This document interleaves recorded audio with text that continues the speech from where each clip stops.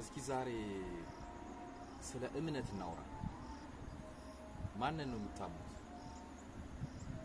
እምነታችሁ ማን ላይ ነው? ማንን ይትደግፋችሁ? በህይወት ዘመናት ተስፋ የምታደርጉት ማን ነው? ተስፋችሁ ማን ነው? አባቶች ምን ይላሉ? ዝሆንም ሲተኛ ዛፍ ተደግፎ ነው ይላሉ። እኛ ማንን ነው የምንደግፈው? የህይወታችን መመኪያስ ማን ነው? እስኪ ዛሬ ከቤታችሁ ወደ አላችሁበት ቦታ ለመሄድ ታክሲ የተጠቀማችሁ ሰዎች ራሳችሁን አስቡ። ባጃጅ የተጠቀማችሁ ሰዎች ራሳችሁን አስቡ። እግዚአብሔር ሆይ፣ አላህ ሆይ፣ ኢየሱስ ሆይ በሰላም አድርሰኝ ብላችሁ ጸልያችሁ የሆነ በጀልባ ስትሄዱ በመርከብ ስትሄዱ ከዚህ ሀይቅ እንዳልቀር በሰላም መልሰኝ ብላችሁ ታውቃላችሁ? በአውሮፕላን ከሆነ ሀገር ወደ ሆነ ሀገር ስትበሩ እንደው ከዚህ አውሮፕላን በሰላም ወደ ምድር መልሰኝ ብላችሁ ጸልያችሁ ታውቃላችሁ? እንጸልያለን። ብዙዎቻችን እንጸልያለን። አንዳንድ ጎበዝ ሰዎች አሉ የሚጸልዩ መንገዳቸው አደረውን ለእግዚአብሔር የሰጡ ሰዎች አሉ። ብዙዎቻችን ግን እንጸልያለን። ለምንድን ነው ማንጸልየው? እርግጠኛ ነኝ መልሱ በጣም ቀላል ነገር ነው። ያልጸለየው ሾፌሩ ስላመን ነው። በቃ ዘለን ታክሲ ውስጥ የገባ ነው ሾፌሩ ከዛ ቦታ እንደሚያደርሰን ስለተማመንበት ነው። ዘለን ባጃጅ ውስጥ የገባ ነው ሾፌሩ ስላመን ነው። ዘለን አውሮፕላን ውስጥ የገባ ነው ካፒቴኑ ስላመን ነው። ፓይለቱ ስላመን ነው።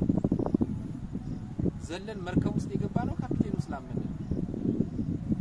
እና በህይወታችን እነኚህን ሰዎች ማመን ከቻል ታላቁን እግዚአብሔር ለማመን ምንድነው እያዳዳን ያለው? ምንድነው እያስፈራን ያለው? አደራችንን እነኚህ ሰዎች በቀላሉ መስጠት ከቻል እግዚአብሔርን ማመን ልብ የከበደ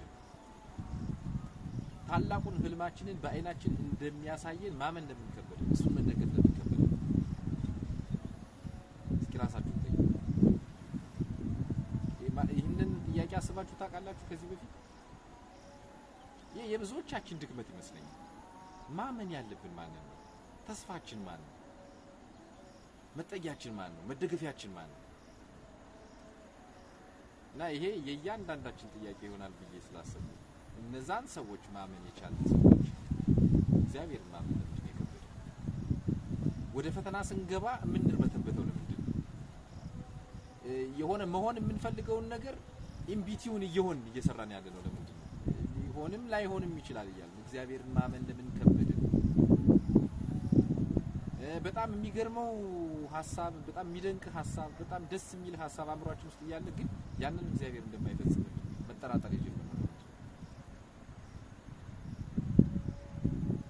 እስኪነን ሁሉ ጊዜ ወደ ራሳችሁ ተመልከቱ፣ እዩት እስኪ።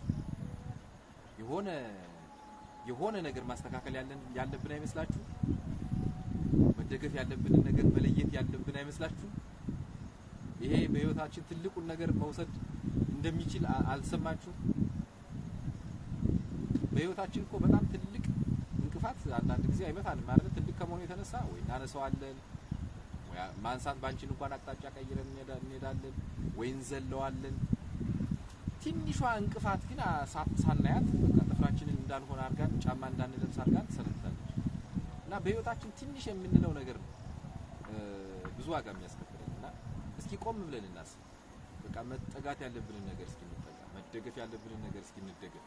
ከነ ችግራችን፣ ከነ ጉድለታችን፣ ከነ ክርፋታችን ማለት እንጠጋው እስኪ፣ እንመነው እስኪ። ከዛ በኋላ በህይወታችን ላይ የሚሆነው ነገር ነው። ይሄን ለማለት ነው የመጣሁት። በጣም አመሰግናለሁ።